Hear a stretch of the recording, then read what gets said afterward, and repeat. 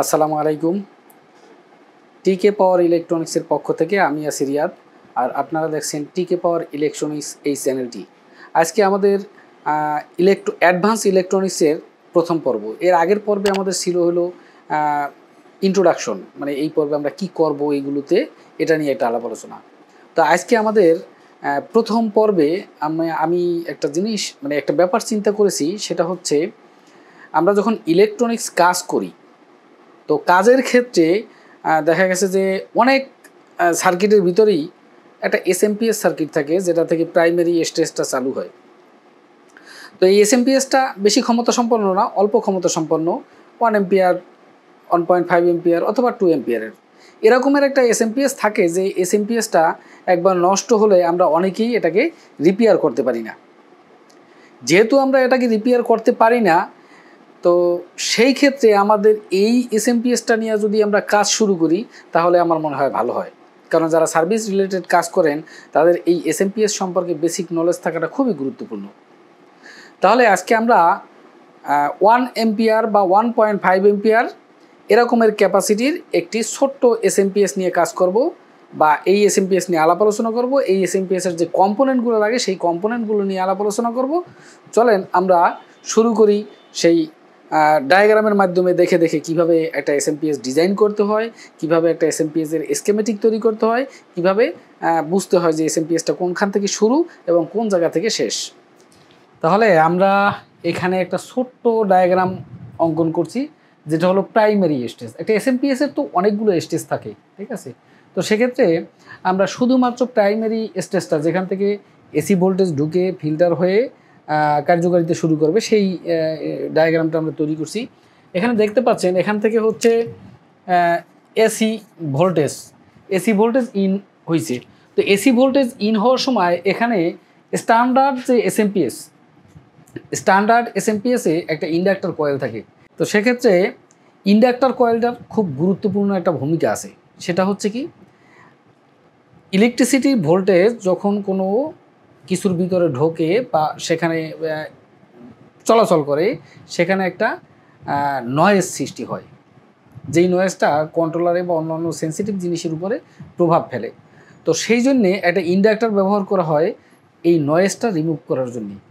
এখানে আমরা সার্কিটের ভিতরে এই যে ফাংশনটা, এখানে একটা আমরা ইন্ডাক্টর ব্যবহার করছি, যেই ইন্ডাক্টরটার কাজ হচ্ছে নয়েজ রিমুভ করা। এর পরের ফাংশনেই আমরা যেটা করছি সেটা হচ্ছে এই যে একটা ক্যাপাসিটার ব্যবহার করছি এখানে। এই ক্যাপাসিটারটা হচ্ছে 1 UF 400 ভোল্ট। এটার কাজ কি? এটার কাজ হচ্ছে যখন আপনি ইন্ডাক্টরের ভিতর থেকে ভোল্টেজটা আসবে, তখন এই ক্যাপাসিটারটা পিওর এসিতে রূপান্তর করবে। মানে এখানে আর কোনো নয়েজ থাকবে না, বা আঁকাবাঁকা যে ইয়াটা থাকে সেটাকে সে রিমুভ করে স্মুথ একটা ভোল্টেজ প্রবাহ করবে। স্মুথ ভোল্টেজ প্রবাহ করার পরে আমাদের একটা সেফটি প্রোটেকশন দরকার আছে। মনে করেন মসফেট শর্ট হয়ে গেল বা অন্য কোনো জায়গায় শর্ট সার্কিট হইলো, সেক্ষেত্রে তো আমাদের সেফটি একটা দরকার আছে। সেক্ষেত্রে আমরা একটা ফিউজ ব্যবহার করব। এখানে আমরা একটা ফিউজ ব্যবহার করছি, যেই ফিউজটার কাজ হচ্ছে নিরাপত্তা হিসেবে কাজ করা, অন্যান্য ইলেকট্রিসিটির উপরে যেন প্রভাব না ফেলে। সেই জন্যে যদি এসএমপিএসটা কোনো কারণে শর্ট সার্কিট হয়, সেক্ষেত্রে ফিউজটা কেটে যাবে।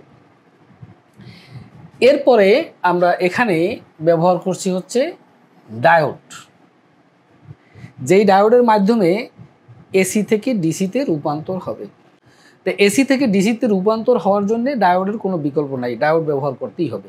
এখন কথা হচ্ছে ডায়োডটা আপনি কত মানের ব্যবহার করবেন। আমরা যেহেতু একটা এসএমপিএস বানাচ্ছি 1 থেকে 1.5 এম্পিয়ারের, সেক্ষেত্রে আমরা 4007 এই ডায়োডটা ব্যবহার করতে পারি, অথবা এর চেয়ে যদি একটু শক্তিশালী ব্যবহার করি, সেক্ষেত্রে RL 207 এই ডায়োডটা ব্যবহার করতে। এই ডায়োডটার এম্পিয়ার হচ্ছে 1.5 এবং ভোল্টেজ হচ্ছে 1000। আপনাদের যদি কনফিউজ থাকে, সেক্ষেত্রে অবশ্যই ডাটা শিট দেখে নেবেন যে এই ডায়োডের এম্পিয়ার এবং ভোল্টেজ কত। কারণ এখানে একটা বিষয় আছে, সেটা হচ্ছে আমরা যেই পরিমাণ ক্যাপাসিটির এসএমপিএসটা তৈরি করব, তাতে আমাদের হিসাব অনুসারে আমাদের কতটুকু এম্পিয়ার ক্যাপাসিটির ডায়োড দরকার হয়, সেটা আমাদের নলেজে থাকতে হবে এবং সেই অনুপাতে ডায়োড ব্যবহার করতে হবে। তো যদি আমাদের ডায়োডের চেয়ে ক্যাপাসিটারের ক্ষমতা বেশি থাকে, সেক্ষেত্রে যখনই আমরা ইলেকট্রিসিটি প্রবেশ করাবো সাথে সাথে ক্যাপাসিটার যে পর্যাপ্ত পরিমাণ চার্জ নিতে আরম্ভ করবে, সেই চার্জের সময়ে ডায়োড খারাপ হয়ে যাবে। সেজন্য আমাদের ডায়োডটার ক্যাপাসিটি একটু ভালো থাকতে হবে। তাহলে আমরা RL207 এই ডায়োডটা ব্যবহার করতে পারি। এটা RL207 হচ্ছে 2 এম্পিয়ারের ডায়োড। আমি এর আগে বলছিলাম 1.5 এম্পিয়ার, ভুল। এটা 2 এম্পিয়ারের ডায়োড, 1000 ভোল্ট। তো আমরা এই ডায়োডটা ব্যবহার করছি এখানে RL207, RL207। এটা ব্যবহার করার কারণ হচ্ছে যদি ইনকেস যদি ক্যাপাসিটার শর্ট হয় বা অন্য অন্য ক্যাপাসিটার চার্জ ভোল্টেজ নেওয়ার সময় যেন ডায়োডটা বসে না যায় বা লিকেজ না হয় বা খারাপ না হয়, সেজন্যে।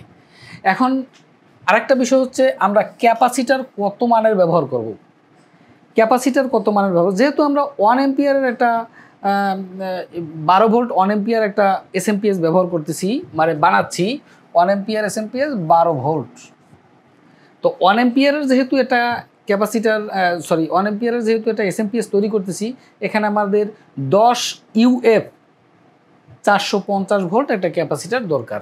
আমি এখানে 10 UF 450 ভোল্টের একটা ক্যাপাসিটার ব্যবহার করছি, যেটা এই 1 এম্পিয়ারের একটা এসএমপিএসকে ফিল্টার করার জন্যে যথেষ্ট পরিমাণ পারফরমেন্স রাখে।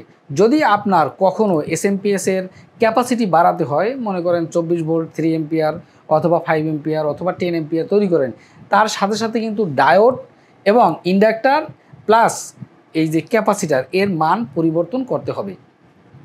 তো যেহেতু আমরা ছোটো এসএমপিএস তৈরি করবো, সেই জন্য আমি ছোট ক্যাপাসিটার ব্যবহার করেছি।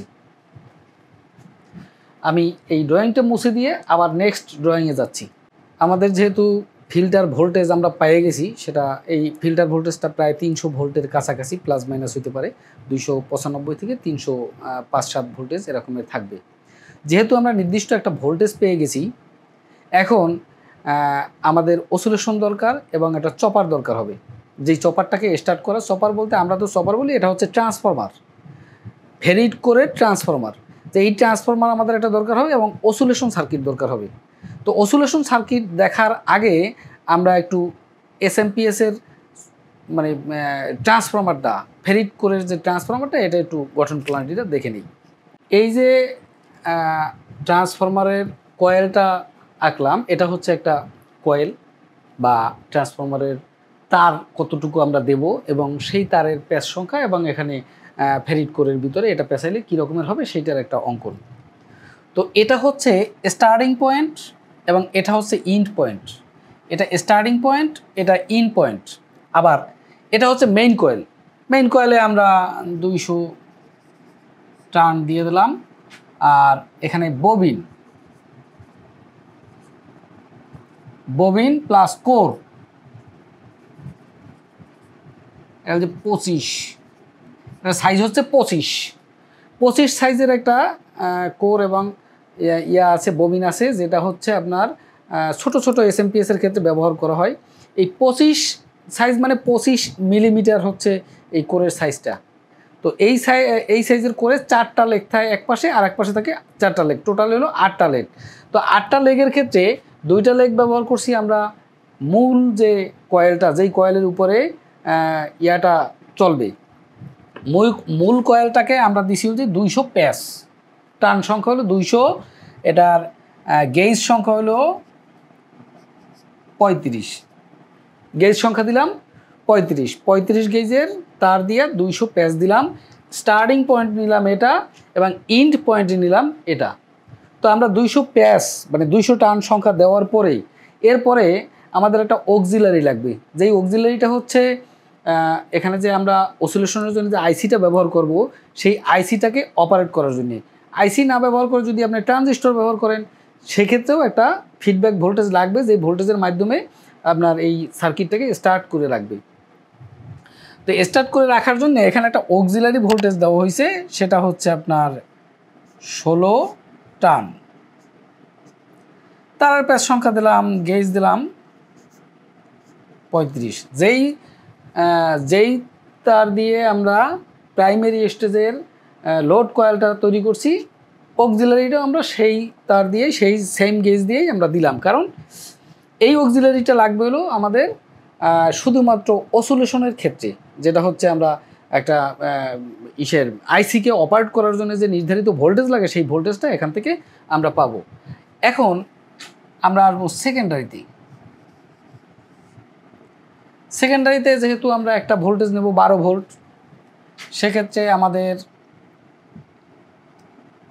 এটা হচ্ছে ইন্ট স্টার্ট ইন্ট, এইটা হচ্ছে স্টার্ট পয়েন্ট, এটা হচ্ছে ইন্ট পয়েন্ট, এটা হচ্ছে স্টার্ট পয়েন্ট, এটা হচ্ছে ইন্ট পয়েন্ট। টার্ন সংখ্যা হচ্ছে 15 টার্ন। আর গেজ সংখ্যা হচ্ছে আমাদের যেহেতু 1 এম্পিয়ারের একটা এসএমপিএস তৈরি করব, তাহলে 26 গেজের দুইটা তার ব্যবহার করবো একসাথে, 26 × 2 গেজ। 26 গেজ মানে 0.5 এম্পিয়ার, 0.5 এম্পিয়ার × 2 তার মানে 1 এম্পিয়ার।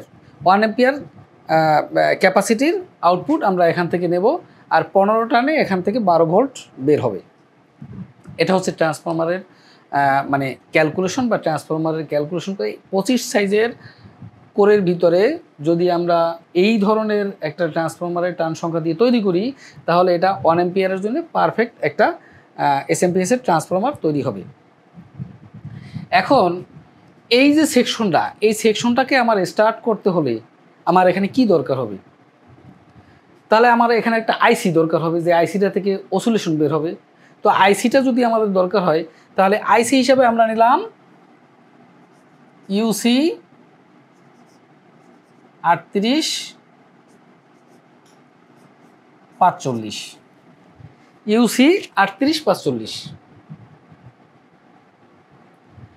ইউসি 3845 আইসিটা নিলাম কেন? অসিলেশনের জন্য তো আরও অনেক আইসি আছে। ইউসি 3845 আইসিটা নিলাম এই জন্যে যে আপনি যত এসএমপিএস সার্কিট দেখবেন মোটামুটি একটু পাওয়ারফুল, 1.5 এম্পিয়ার, 2 এম্পিয়ারের বা 3 এম্পিয়ারের, তো এই ধরনের এসএমপিএসে বেশিরভাগই ইউসি 3845, 3842, 3843, 3844 এরকমের আইসি ব্যবহার করে। ইউসি 2845, 2845ও একটা আইসি আছে, ইউসি না, এটা অন্য একটা গ্রুপের, ওই একই আইসি, একই রকমের ডাটাশিট। তো আমরা যদি এই আইসিটার ডাটাশিট একটু দেখে নিই, কারণ ডিজাইন করার আগে আমাদের অবশ্যই ডাটাশিটটা দেখা দরকার। ডাটাশিট যদি আপনাদের সাথে মোবাইল বা কম্পিউটার থাকে, তাহলে একটু ডাটাশিটটা দেখে নেন যে এর পিন কনফিগারেশনগুলো কী কী আছে। 1 নাম্বার পিনেই আছে কম্পেনশন, পিন নাম্বার 1 আমি কম্প লিখলাম খালি, আর কিছু লিখলাম না। 1 নাম্বার পিনে আছে কম্পেনসেশন, যেটার কাজ হচ্ছে এই এসএমপিএসটার ভোল্টেজটাকে নিয়ন্ত্রণ করা, মানে আউটপুট ভোল্টেজটাকে নিয়ন্ত্রণ করবে। এখান থেকে যে আউটপুট ভোল্টেজ আপনি যদি 12 ভোল্ট রাখেন, কনস্ট্যান্ট 12 রাখার জন্য সে এই পিনটা কাজ করবে। 2 নাম্বার পিনে আছে ভিএফবি, পিন নাম্বার 2 আছে ভিএফবি। 2 নাম্বারে ভিএফবি, এখানে ব্যাপারটা হচ্ছে ভোল্টেজ ফিডব্যাক, মানে ভোল্টেজ ফিডব্যাক মানে এটা যদি আপনি 12 ভোল্টের যে এসএমপিএসটা তৈরি করবেন, 12 ভোল্ট থেকে একটা ফিডব্যাক আসছে, এখানে সিগন্যাল দিয়ে রাখবে যে এইটা 12 ভোল্ট, তুমি বুঝে নাও। তো এইটা হচ্ছে ভিএফবি। এরপরে নাম্বার 3তে আসতেছে আইসেন্স। নাম্বার 3তে আসতেছে আইসেন্স মানে কি? আই মানে কারেন্ট, আর সেন্স মানে তো সেন্স, বুঝতে পারছেন, জ্ঞান। তো কারেন্টের যে অ্যাম্পিয়ারের যে ক্যাপাসিটিটা, সেই ক্যাপাসিটিটা এখান থেকে সে রিড করবে নাম্বার 3 নাম্বার পিনে। এরপর আসতেছে নাম্বার 4। এই নাম্বার 4টা একটু গুরুত্বপূর্ণ বেশি। Number 4 city RT. নাম্বার 4-এ আসতেছে সিটি এবং আরটি। এখন এই সিটি আরটির কাজ কি? সিটি মানে টাইমিং ক্যাপাসিটার, আরটি মানে রাইজ টাইম ফল টাইমের যে বিষয়টা, সেইটা এখান থেকে কনফার্ম করবে, মানে রেজিস্টর। ঠিক আছে? তো এখন 5 নাম্বার পিনে নাম্বার 5 এটা হচ্ছে জিএনডি, মানে একটা আইসির তো গ্রাউন্ড পিন থাকতে হবে যেটা থেকে সে নিজেকে ডিসচার্জ করবে। তো ডিসচার্জ করার জন্য এই যে জিএনডি পিন হচ্ছে 5 নাম্বার পিন। 6 নাম্বার পিন হচ্ছে আউটপুট। 6 আউটপুট। এই আউটপুট কোথায় যাবে? এই আউটপুট যাবে মোসফেটের গেটে। এই যে 6 নাম্বার পিনের যে আউটপুট এটা যাবে মোসফেটের গেটে মোসফেটকে অপারেট করার জন্যে। 7 নাম্বার পিন আসতেছে ভিসিসি। Number 7 VCC. ভিসিসি মানে কি? ভিসিসি মানে হচ্ছে এই আইসিটার একটা অপারেটিং ভোল্টেজ যেটা দরকার হবে এই আইসিটা অপারেট করার জন্য, সেই ভোল্টেজটা ভিসিসি এইটা 7 নাম্বার পিন থেকে সে গ্রহণ করবে। 8 নাম্বার পিনে আসতেছে V reference, reference voltage VREF। Number 8 VREF। 8 number পিনে যে VREF মানে ভোল্টেজ রেফারেন্স, এই ভোল্টেজ রেফারেন্সটা কি?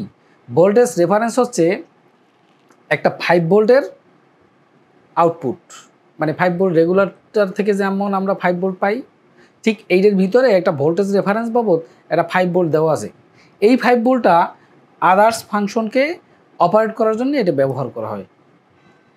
এইটা মানে খুবই গুরুত্বপূর্ণ এই আইসির ক্ষেত্রে। যদি এই 5 ভোল্ট আপনি ইন্টারনালি লক হয়ে যায় বা নষ্ট হয়ে যায় তাহলে এই আইসিটা আর কাজ করবে না।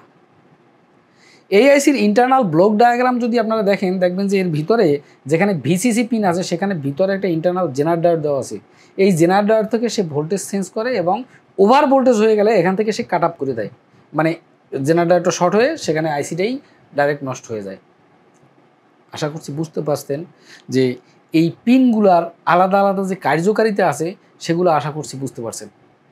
এখন এরপরে যদি আমরা এখন এটার আইসিটা যদি এখানে বসাই বা আইসিটার সাথে কোন কোন কম্পোনেন্ট বসাতে হয় সেগুলো যদি আমরা নিয়ে আলাপ আলোচনা করি তাহলে আমাদের এই জায়গাটা মুছে দিতে হবে। এখন আমি এখানে দেখাই ট্রান্সফরমারের সাথে যদি আমরা মোসফেট অ্যাড করি, এখানে দেখতে পাচ্ছেন যে এই যে আমরা ট্রান্সফরমারের কয়েলটাকে যে ড্রাইভ করব, এখান থেকে আমরা দেব হচ্ছে ভিসিসি 300 ভোল্ট। এই কয়েলটার এক মাথায় আমরা দিলাম 300 ভোল্ট, আর এক মাথা দিয়ে আমরা মোসফেটের ড্রেনটা নিলাম। আর সোর্সের ভিতরে এটা হচ্ছে সোর্স, এটা হচ্ছে ড্রেন, আর এটা হচ্ছে গেট। আচ্ছা, 0.2 আর মানে এখানে তো আমাদের একটা কারেন্ট সেন্সের একটা বিষয় আছে যে আমাদের কারেন্ট যে নিচ্ছে, কত এম্পিয়ার কারেন্ট নিচ্ছে, কতটুকু কারেন্ট নিচ্ছে, সেইটা তো তার আইসিকে বুঝিয়ে দিতে হবে। সেই জন্য একটা ডিফারেন্সিয়াল ভোল্টেজ দরকার হবে, সেই ভোল্টেজটা এখান থেকে আমরা নেব, সেই জন্যে এখানে এটা লাগানো হয়েছে। আচ্ছা, এখন যেহেতু এইটা গ্রাউন্ড পিন থেকে তো গ্রাউন্ডই, সেখানে তো আর ডিফারেন্সিয়াল ভোল্টেজ তৈরি হবে না। তো গ্রাউন্ড সেহেতু এখান থেকে আমরা একটা রেজিস্টর নিব, এটা হচ্ছে 1K। এই 1K রেজিস্টরটা কোথায় যাবে? এখানে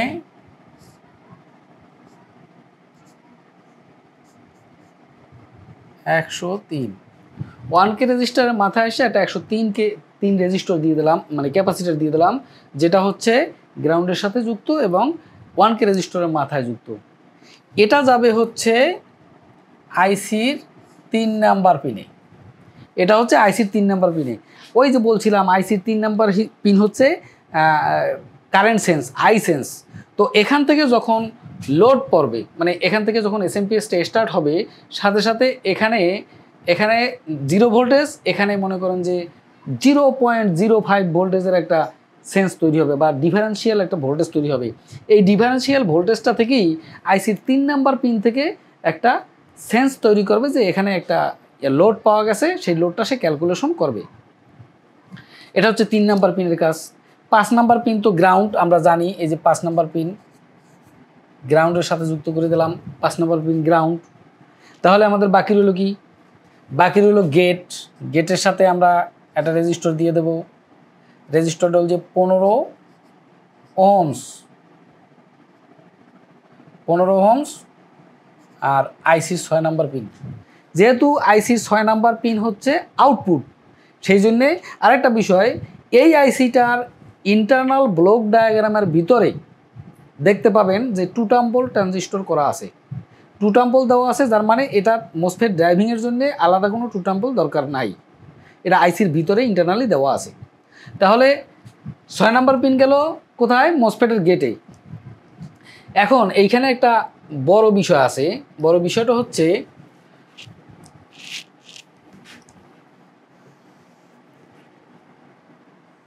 যেহেতু এই কয়েলের ভিতরে আমরা এটা দিয়ে দিলাম, তো কয়েলের এখানে যে ভিসিসি আছে, এই যে কয়েলের এখান থেকে যে ভিসিসি ঢুকছে, এই যে ভিসিসি আমরা দিছি 300 ভোল্ট, তো এখান থেকে একটা ক্যাপাসিটার, একটা ডায়োড লাগাই দিলাম। এই ডায়োডটা হচ্ছে ক্যাপাসিটারটা হচ্ছে 103 3 কেবি বা 2 কেবি, 3 কেবি, এই 103 3 কেবি, এবং এখানে একটা ডায়োড আছে, এই ডায়োডটার নাম্বার হচ্ছে BYV26। এই ডায়োডটার নাম্বার হচ্ছে BYV26। এই BYV26 এটা একটা হাই পারফরমেন্স ডায়োড। এই ডায়োডটার দামও অনেক বেশি। তো এই ডায়োডটা যে কাজটা করে, এই ক্যাপাসিটার এবং ডায়োড মিলে এখানে যখন একটা মসফেট কয়েলকে সুইচিং করে, সেখানে একটা হাই ভোল্টেজ তৈরি হয়। এই হাই ভোল্টেজটাকে প্রতিহত করার জন্য বা রোধ করার জন্য এই সার্কিটটা ব্যবহার করা হয়। এই সার্কিটটা এই মানে মূলত কার্যকারিতাটা আমি বলতেছি যাতে আপনারা সহজভাবে বুঝতে পারেন। এখন প্রশ্ন হচ্ছে, যখন আমরা ফল্ট ফাইন্ড করব, তখন আমাদের কি কি সমস্যা এটার জন্য হইতে পারে। এই যে সার্কিটটা, এই সার্কিটের জন্যে যে সমস্যা, মনে করেন ক্যাপাসিটারটা লিক হয়ে গেছে, অথবা ডায়োডটা লিক হয়ে গেছে বা ডায়োডটা খারাপ হয়ে গেছে, সেক্ষেত্রে আউটপুট ভোল্টেজ কমে যাবে, আউটপুট ভোল্টেজ থাকবে না এবং ট্রান্সফরমার হিট হবে। তো যখনই আপনি এই ধরনের ট্রাবল পাবেন, তখনই মনে করবেন যে এখানে কোনো ট্রাবল থাকলেও থাকতে পারে, তখন এটাকে আপনি ফাইন্ড আউট করবেন যে এখানে কোনো আছে কিনা, মানে সমস্যা আছে কিনা। এ হচ্ছে আমাদের মানে 6 নাম্বার পিন গেল, 5 নাম্বার পিন গেল, আর 7 নাম্বার পিনে যেহেতু বিসিসি, তো 7 নাম্বার পিন ভিসিসি হলো যে 7 নাম্বার পিন। তো এই 7 নাম্বার পিনে ভোল্টেজ আসবে কোথা থেকে? 7 নাম্বার পিনে ভোল্টেজ আসবে ওই যে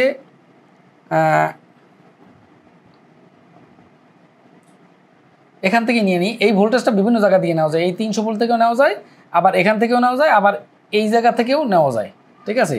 তা আমরা এখান থেকে নিয়ে নিলাম, এখান থেকে আমরা একটা রেজিস্টর ব্যবহার করব, রেজিস্টর ব্যবহার করে এখানে দিয়ে দিলাম বিসিসিতে।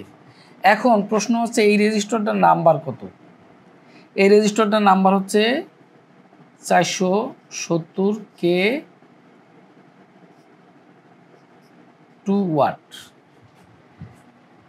প্রাইমারি স্টেজ মানে প্রাথমিক পর্যায়ে এই এসএমপিএসের আইসিটার অসিলেশন স্টার্ট করার জন্যে, মানে প্রাইমারি স্টেজে অসিলেশন স্টার্ট করার জন্য একটা নির্দিষ্ট পরিমাণ ভোল্টেজ দরকার। সেই ভোল্টেজটা এই 470K 2 ওয়াট থেকে সরাসরি 300 ভোল্ট থেকে সরাসরি এখানে চলে আসবে। তো এখানে চলে আসার পরে এখানে একটা ক্যাপাসিটার লাগবে, এই যে একটা ক্যাপাসিটার দিয়ে দিলাম আমরা এই গ্রাউন্ডের সাথে।